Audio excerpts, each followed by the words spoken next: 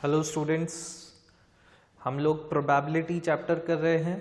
ठीक, last class में हमने कुछ क्वेश्चंस देखे थे, समझा था कि प्रोबेबिलिटी क्या होती है, उसका फॉर्मूला देखा था। ठीक, आज कुछ नई बातें और जानेंगे, है ना। तो क्या है वो बातें, वो हम देख लेते हैं। ठीक है, चलिए देखिए, हमने देखा था कि कुछ क्वेश्चंस हमने किए थे, है ना। तो उसमें प्रोबेबिलिटी कैलकुलेट की थी हमने। तो वहाँ हमने देखा था कि जो प्रोबेबिलिटी किसी भी इवेंट की होती थी उसको हम PE से डिनोट करते थे। ठीक, उसको हम PE से डिनोट करते थे। ठीक, यानी कि प्रोबेबिलिटी ऑफ दैट इवेंट। ठीक, तो इस प्रोबेबिलिटी ऑफ इवेंट की या किसी भी इवेंट की प्रोबेबिलिटी जो होती है वो होती है लेस देन और इक्वल टू 1 और and greater than equal to 0। ठीक, ये बात हमें याद रखनी है। आगे हम क्वेश्चंस में इस बात को नोट करेंगे, है ना। हम ऑब्जर्व करेंगे कि भाई जो प्रोबेबिलिटी है वो हमेशा 0 और 1 के बीच में लाई करती है। ठीक, इस बात का मतलब जो मैंने यहाँ ये एक्सप्रेशन लिखा है इसका मतलब ही यही है that probability of an event lies between 0 and 1, 0 से ग्रेटर और 1 से लेस। ठीक, अब साथ में आप देखोगे मैंने ये इक्वल का साइन भी लगाया हुआ है, greater than equal to, less than equal to. ठीक, तो इसका मतलब ये है कि प्रोबेबिलिटी ऑफ इवेंट जो है वो 0 भी हो सकती है और 1 भी हो सकती है। ठीक है, तो यहां पर आप देखें थोड़ी बातें ज्यादा हो गई, 2-3 बातें हो गई, है ना। एक बात मैंने बोली that probability of event lies between 0 and 1, है ना, एक बात ये। फिर दूसरी बात मैंने बोली कि probability of event can be equal to 0, 0 भी हो सकती है। ठीक, और तीसरी बात मैंने बोली कि probability of event can be equal to 1, 1 भी हो सकती है। ठीक, बट 1 से ग्रेटर नहीं होगी प्रोबेबिलिटी कभी भी। ठीक, प्रोबेबिलिटी जो है 1 से ग्रेटर नहीं हो सकती और 0 से लेस नहीं हो सकती। 0 से लेस नहीं होगी मतलब कभी भी नेगेटिव में नहीं आएगी प्रोबेबिलिटी। ठीक है, इस बात को हमें ध्यान रखना है। ठीक, चलिए दूसरी बात हम देखते हैं। जो दूसरी बात है, देखो हमने किसी चीज के होने की प्रोबेबिलिटी को डिनोट किया था PE से। ठीक, probability of happening, probability of happening of an event, उसको हमने PE से डिनोट किया था। ठीक, यहां पर ये PE है। ठीक, तो इसी तरह से देखो probability of not happening an event. ठीक, यहां हमने इवेंट के होने की प्रोबेबिलिटी को PE से डिनोट किया, तो सेम उसी इवेंट के नहीं होने की प्रोबेबिलिटी को हम किससे डिनोट करेंगे? या तो हम उसको लिख सकते हैं P नॉट E। ठीक, या फिर हम उसको ऐसे लिख सकते हैं और P E बार, E के ऊपर हम छोटा सा बार लगा देंगे, डैश लगा देंगे। ठीक, तो किसी इवेंट के होने की प्रोबेबिलिटी को हम PE से डिनोट करते हैं और सेम उसी इवेंट के नहीं होने की प्रोबेबिलिटी को हम या तो P नॉट E से डिनोट करते हैं या फिर PE बार से डिनोट करते हैं। ठीक, दोनों में से कोई भी एक डिनोटेशन आप यूज कर सकते हो।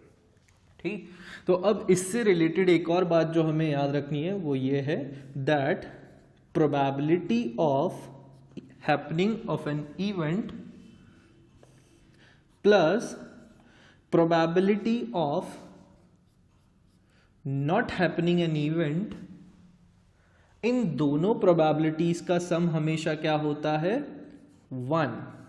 ठीक, इस बात को हमें याद रखना है। ठीक, कि किसी इवेंट के होने की प्रोबेबिलिटी और सेम उसी इवेंट के नहीं होने की प्रोबेबिलिटी को, इन दोनों प्रोबेबिलिटीज का सम जो है वो क्या होता है? हमेशा 1 होता है। ठीक, ये दूसरी बात हमें याद रखनी है, और इसी को हम थोड़ा सा और मॉडिफाई करके लिख सकते हैं। आप देखो, मैं क्या ऐसा लिख सकता हूँ, P E bar is equals to 1 minus P E. ठीक है, तो हमें मेन जो बात याद रखनी है वो ये है कि इवेंट के होने की प्रोबेबिलिटी और नहीं होने की प्रोबेबिलिटी, इन दोनों का सम 1 होता है, और ये तो हमने इसी से डिराइव किया है ना। तो ये यूज होगा आगे क्वेश्चंस में, ठीक, इसलिए मैंने आपको बता दिया। ठीक है, तो एक बात ये हो गई, दूसरी बात ये हो गई हमारी, है ना। पहली बात हमने ये करी है, दूसरी बात ये देखी है। ठीक, अब एक और बात पे आते हैं, थर्ड पॉइंट और नोट करते हैं। देखो, अब बात करते हैं हम श्योर इवेंट्स की। ठीक, श्योर इवेंट्स, ये श्योर इवेंट्स क्या होते हैं वो समझते हैं। ठीक, जैसा कि नाम से पता चल रहा है, श्योर कोई चीज़ ऐसी है जो 100% होने वाली है ना, 100% ट्रू है, श्योर है। ठीक, तो बिल्कुल सही समझ रहे हैं आप, ऐसे इवेंट्स जो क्या होते हैं 100% ट्रू होते हैं, उन्हें हम बोलते हैं श्योर इवेंट्स। ठीक, तो ये होते हैं हमारे जनरली यूनिवर्सल ट्रुथ्स। जितने भी यूनिवर्सल ट्रुथ्स होते हैं वो सारे ही हमारे क्या होते हैं, श्योर इवेंट होते हैं। ठीक, और श्योर इवेंट की प्रोबेबिलिटी याद रखना, श्योर इवेंट की प्रोबेबिलिटी हमेशा कैसी होती है, इक्वल टू 1। ठीक, श्योर इवेंट की प्रोबेबिलिटी हमेशा कैसी होती है, 1। जैसे for an example, sure event का एक एग्जाम्पल लें, जैसे मैं आपसे पूछूं, sun rises from east, tomorrow sun will rise from east. इस बात के क्या चांस है कि कल जो है सन ईस्ट से राइज होगा। ठीक, तो ये तो सभी को पता है कि सन हर रोज ईस्ट से ही राइज होता है, तो कल कौन सा कुछ नया हो जाना है, कल भी ईस्ट से ही राइज होगा, है ना। तो इसका मतलब ये जो है बिल्कुल 100% श्योर इवेंट है ना, कि यहाँ पर सन जो है वो ईस्ट से ही राइज होगा। ठीक, sun rises from east, universal truth भी है और ये सबको पता है ये बात, है ना। तो इसलिए ये है हमारा श्योर इवेंट। ठीक, एक और एग्जांपल लेते हैं श्योर इवेंट के लिए। जैसे किसी बैग के अंदर, बैग है, बैग ले लो, थैला, कंटेनर, कुछ भी। ठीक, ये एक बैग है, इसके अंदर मैंने क्या किया, 5 वाइट कलर की बॉल्स डाल दी है, 5 वाइट कलर की बॉल्स डाल दी है मैंने इसके अंदर। ठीक है, अब मैं इस बैग में हाथ डालूं और वाइट कलर की बॉल निकल आए। ठीक, मैं इसमें से जब बॉल निकालूं तो वाइट कलर की ही बॉल निकल के आए, इस बात के क्या चांस है। ठीक, तो देखो, आपने बैग के अंदर वाइट कलर की ही बॉल डाली है तो वाइट ही तो निकलेगी। ठीक, तो इस बैग में से वाइट बॉल के निकलने की प्रोबेबिलिटी क्या हो जाएगी, प्रोबेबिलिटी ऑफ वाइट बॉल क्या हो जाएगी इस केस में, 1। ठीक भाई, अगर हमारे फॉर्मूले से भी हम कैलकुलेट करें इसको, तो देखो फॉर्मूले से भी कैलकुलेट करें तो आपको फॉर्मूला याद होगा, दैट प्रोबेबिलिटी ऑफ इवेंट, यहां लिख रहा हूं मैं छोटा सा, number of trial, sorry, number of favourable outcomes upon total number of outcomes. ठीक, यही हमारा फॉर्मूला था, number of favourable outcome upon total number of outcome. अब देखो यहाँ पे 5 वाइट बॉल्स हैं, तो टोटल आउटकम्स कितने हो सकते हैं, 5 हो सकते हैं, और उसमें सिर्फ वाइट कलर के कितने हैं, हमारे फेवर में कितने हैं, पूरे के पूरे 5, तो 5/5 क्या होगा, 1 ओनली। तो प्रोबेबिलिटी क्या आ रही है वाइट बॉल की, 1 आ रही है। 100% श्योर है हम कि वाइट कलर की ही बॉल निकलेगी जब हम बैग में से निकालेंगे तो।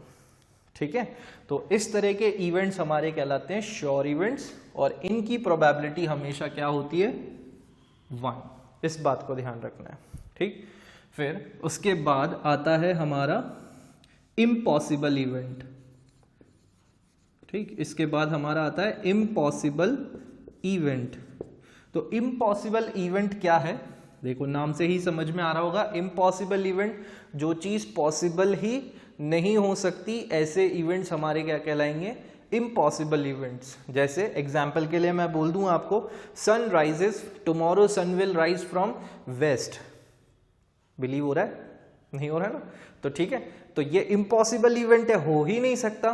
ठीक, तो सन क्योंकि हर बार ईस्ट से ही राइज होता है तो वेस्ट से राइज नहीं हो सकता, इसका मतलब इसकी प्रोबेबिलिटी जो है वो क्या हो जाएगी फिर यहाँ पर 0, क्योंकि ये जो है इम्पॉसिबल इवेंट है। तो probability of impossible event is always 0, possible ही नहीं है तो इसलिए उसकी प्रोबेबिलिटी क्या होगी? 0 होगी उस इवेंट की, उस चीज के होने की। ठीक, अगर मैं यहां से देखो, इसी एग्जाम्पल को वापस से उठाते हैं, एक बैग लिया है और उसमें 5 वाइट कलर की बॉल्स हमने डाल दी हैं। ठीक, बैग के अंदर वाइट कलर की बॉल्स हैं। अब मैं आपसे पूछ रहा हूं what is the probability of black ball coming out of black ball, black ball के बाहर निकलने की क्या प्रोबेबिलिटी है? ठीक, तो आप तो देखो बैग के अंदर बॉल ही वाइट कलर की है तो ब्लैक कलर की बॉल कहां से निकलेगी? पॉसिबल ही नहीं है। ठीक, तो बिल्कुल इम्पॉसिबल है। तो ब्लैक कलर की बॉल निकलने की प्रोबेबिलिटी क्या हो जाएगी यहां पर? 0। आप फॉर्मूले से भी देखोगे तो टोटल आउटकम्स यहां पे कितने हैं? 5, और फेवर में कितने हैं हमारे? कोई भी फेवर में नहीं है, 0 है। ठीक, तो 0/5, तो प्रोबेबिलिटी क्या हो गई? 0। ब्लैक कलर के बॉल के बाहर आने की प्रोबेबिलिटी हो गई 0। हमने इस वाले एग्जाम्पल से देखा है। ठीक, तो ये कुछ बातें हैं जो आपको याद रखनी है। ठीक, 1, 2, 3 और ये 4। ठीक, श्योर इवेंट की प्रोबेबिलिटी 1 होती है, इम्पॉसिबल इवेंट की प्रोबेबिलिटी 0 होती है। ठीक, तो ये पहली बात यहाँ पर प्रूव हो गई कि भाई 0 भी हो सकती है प्रोबेबिलिटी और 1 भी हो सकती है। ठीक, दिख रहा है हमको, इसको नोट कर लें।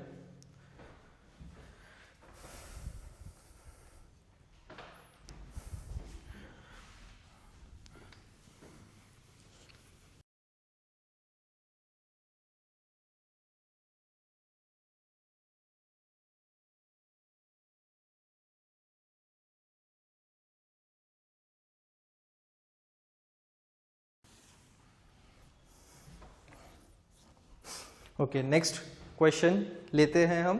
ठीक, जो नेक्स्ट क्वेश्चन है आज, उसमें क्या है कि एक डाई को थ्रो किया जा रहा है। डाई समझते हो आप लोग? ठीक, डाई जो लूडो वगैरह गेम खेलने में जो आप यूज करते हो, एक क्यूबिकल शेप का टॉय होता है। ठीक, उसे डाई बोलते हैं, सिंगुलर फॉर्म डाई है। ठीक, DIE, डाई, और प्लूरल फॉर्म होती है डाइस। एक से ज्यादा हो तो हम उसे डाइस बोलते हैं। ठीक, हिंदी में पासा बोलते हैं उसको। ठीक, जो खेलने के लिए यूज होता है और उसके ऊपर नंबर्स लिखे होते हैं 1 से लेकर 6 तक, या तो नंबर्स लिखे होते हैं या फिर डॉट्स बनी हुई होती हैं। 1 डॉट, 2 डॉट्स, 3 डॉट्स, इस तरह से डॉट्स बनी हुई होती हैं। ठीक, तो आई होप आपको समझ में आ गया होगा कि डाई क्या चीज होती है। ठीक, तो क्वेश्चन जो है वो कुछ इस तरह से है, आप लिख लें। Suppose we throw a die once. ठीक, तो यहां पर देखो डाई जो है वो भी अनबायस्ड है। ठीक, बिल्कुल सही डाइस है, उस पर कोई नंबर रिपीट नहीं हो रहा है, कहीं पे कोई ब्लैंक स्पेस नहीं है, बिल्कुल अनबायस्ड डाई है। ठीक, तो क्वेश्चन लिखें, suppose we throw a die once, what is the probability of, ठीक, इतना लिख लें। फिर उसके बाद हम आगे धीरे धीरे इसके सब पार्ट्स हैं उनको देखते हैं। चलिए, तो बात करते हैं, हमने एक डाई को थ्रो किया, 1 डाई को हम रोल कर रहे हैं, थ्रो कर रहे हैं, एक ही बात होगी, है ना, कुछ भी लिख सकते हैं इसको। तो जब एक डाई रोल होगा तो क्या होगा, क्या पॉसिबिलिटीज हैं, क्या क्या आउटकम्स आ सकते हैं। ठीक, आप देखो, हमने देखा था कि जो पॉसिबल आउटकम्स का कलेक्शन होता है उसे हम सैंपल स्पेस बोलते हैं। ठीक, जितने भी आउटकम्स पॉसिबल हैं उस कलेक्शन को हम सैंपल स्पेस बोलते हैं और एस से डिनोट करते हैं। ठीक, तो यहाँ पर एक डाई को रोल करने पर, थ्रो करने पर क्या क्या हो सकता है, क्या क्या आउटकम आ सकते हैं उसकी बात करें तो 1 आ सकता है, 2 आ सकता है, 3, 4, 5 और 6, ये सारे नंबर्स आ सकते हैं। क्या 7 आ सकता है? 7 नहीं आ सकता। ठीक, क्योंकि 6 तक ही नंबर होते हैं, तो बस यही नंबर्स आ सकते हैं। तो ये हो गया इसका सैंपल स्पेस। तो आपको यहां पर दिख रहे होंगे कि टोटल नंबर ऑफ आउटकम्स कितने हो रहे हैं, total number of outcomes, total outcomes कितने दिख रहे हैं हमको यहां पर 1 2 3 4 5 6 ही आउटकम्स है। ठीक है, चलिए एक बार हम फॉर्मूला देख लेते हैं, शुरुआत करते हैं फिर पार्ट्स की। ठीक, probability of event is number of favourable outcomes upon total number of outcomes. ठीक है, ये हमारा फॉर्मूला है। और फर्स्ट पार्ट में उन्होंने हमसे पूछा, देखो क्वेश्चन में पूछ रहे हैं what is the probability of getting a number greater than 4। ठीक, किस बात की प्रोबेबिलिटी पूछ रहे हैं, getting a number greater than 4। ठीक, 4 से बड़ा नंबर आने की प्रोबेबिलिटी आपसे पूछ रहे हैं। ठीक, तो यहां पर आप नंबर ऑफ फेवरेबल आउटकम्स देखोगे तो नंबर ऑफ फेवरेबल आउटकम्स अगर हम देखें तो यहां पर हमारे फेवरेबल आउटकम्स क्या क्या हो जाएंगे। ठीक, आप देखो नंबर ग्रेटर देन 4, 4 से बड़ा नंबर आए। ठीक, तो यहां हमें दिख रहा है कि 4 से ग्रेटर नंबर कौन कौन से, 5 और 6, दो ही नंबर है, तो इसका मतलब दो ही आउटकम्स पॉसिबल है। ठीक, मैं यहाँ आगे ब्रैकेट में लिख भी देता हूँ कि 5 और 6, ताकि याद रहेगा, है ना। आप भी लिख लेना, ये ज़रूरी नहीं है लिखना, लेकिन आप लिख लेना अभी। ठीक, सॉल्यूशन का पार्ट नहीं है ये। ठीक, तो दो ही आउटकम्स फेवरेबल हो रहे हैं और टोटल आउटकम्स हमारे 6 हो रहे हैं। तो प्रोबेबिलिटी ऑफ गेटिंग, ठीक शॉर्ट में लिख लेते हैं इसको, probability of number greater than 4, greater than 4, 4 से बड़ा नंबर आने की प्रोबेबिलिटी क्या हो गई हमारी, फेवरेबल आउटकम्स 2 और टोटल आउटकम्स हमारे 6, तो 2/6। इसको सिंप्लीफाई करेंगे तो ये हो जाएगी हमारे पास 1/3, दोनों 2 से कैंसिल हो रहे हैं, तो प्रोबेबिलिटी हमारी हो गई 1/3। ठीक है, नेक्स्ट पार्ट की बात करें तो नेक्स्ट पार्ट में उन्होंने हमसे पूछा getting a number less than और इक्वल टू 4।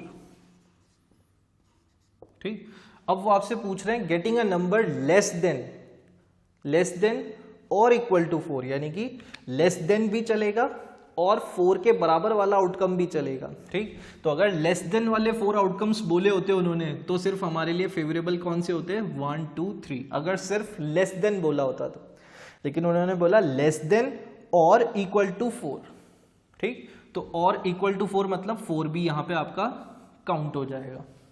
ठीक है, तो आपके फेवरेबल आउटकम्स कितने हो गए, 1 2 3 4, 4 आउटकम्स आपके फेवरेबल हो गए।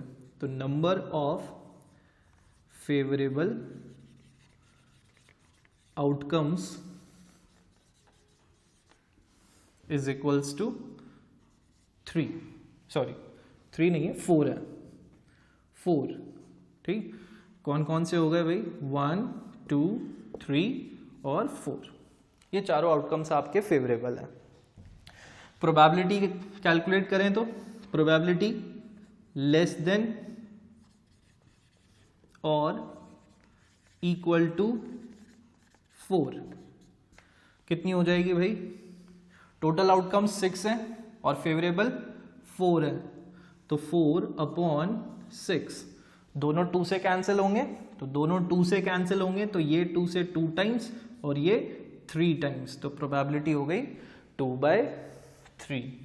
ठीक है, तो अभी तक यहां तक आपको समझ में आ गया होगा।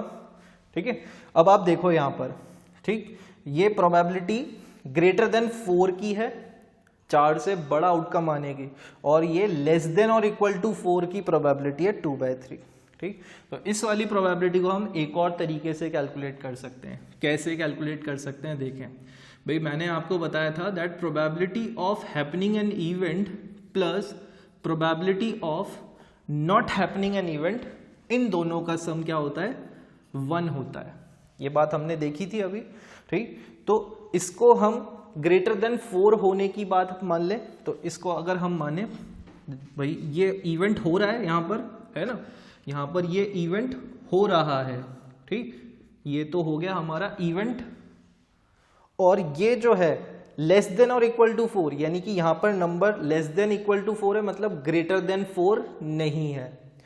लेस देन और इक्वल टू 4 का मतलब क्या है, not greater than 4, not greater than 4, यही मतलब है लेस देन और इक्वल टू 4 का मतलब। तो ये जो इवेंट है वो है प्रोबेबिलिटी ऑफ नॉट ई।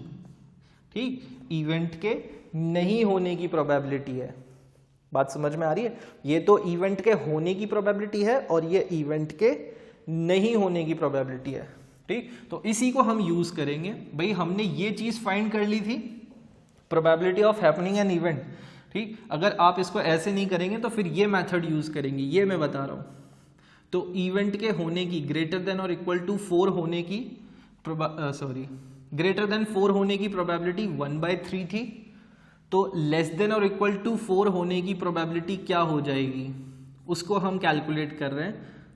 तो आप देखो इन दोनों का सम 1 होगा, वो हमने लिख दिया है। इसकी वैल्यू 1/3 है, तो पी ई बार क्या हो जाएगा हमारा 1 माइनस 1/3, और 1 माइनस 1/3 आप करेंगे तो you will get P E bar is equals to 3 minus 1, LCM लेंगे 3 आएगा, तो 3 minus 1 upon 3, and this gives you P E bar is equals to 2/3। आप देख लो, यहाँ से भी वही आ रहा है, यहाँ से भी वही आ रहा है। ठीक, ये ऑल्टरनेट मेथड है, आप चाहो तो इसको भी यूज कर सकते हो। ठीक, इस पार्ट के लिए। ओके, इतना नोट डाउन करें, फिर आगे देखते हैं।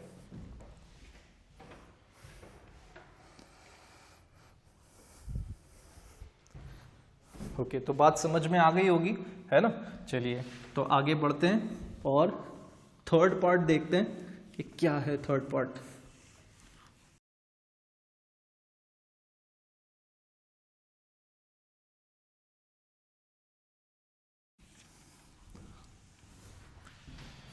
ओके, थर्ड पार्ट में वो आपसे पूछ रहे हैं getting a number greater than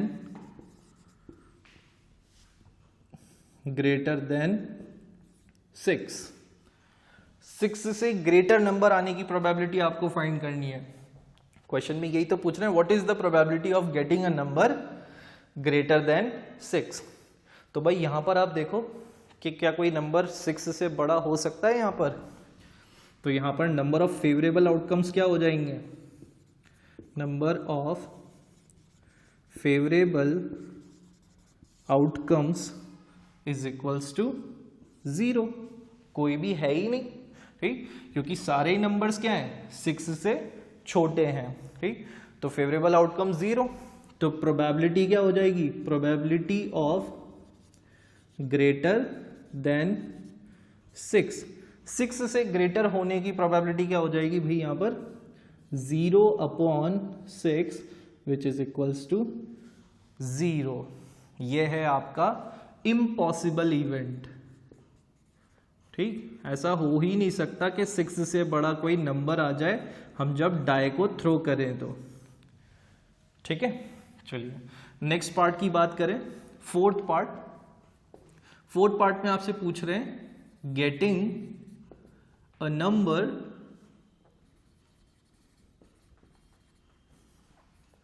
less than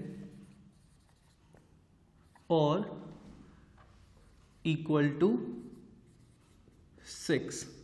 ठीक, getting a number less than और इक्वल टू 6। ठीक, 6 से छोटा हो या फिर 6 के बराबर हो।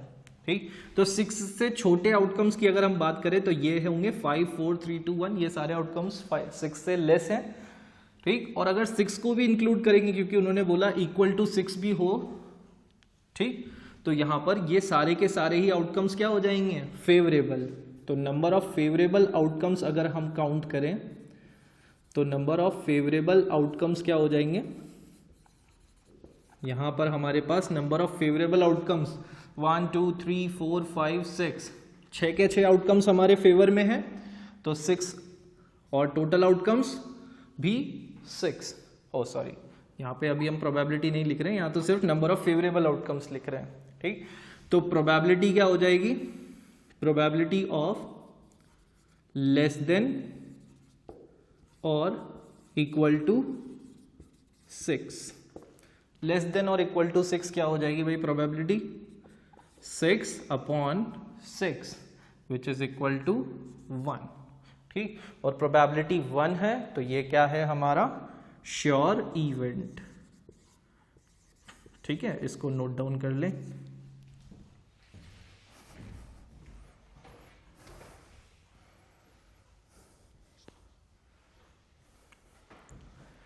ओके, तो आज के लिए हम बस इतना ही रखते हैं। We will meet in the next class. Till then take care of yourself. Bye bye.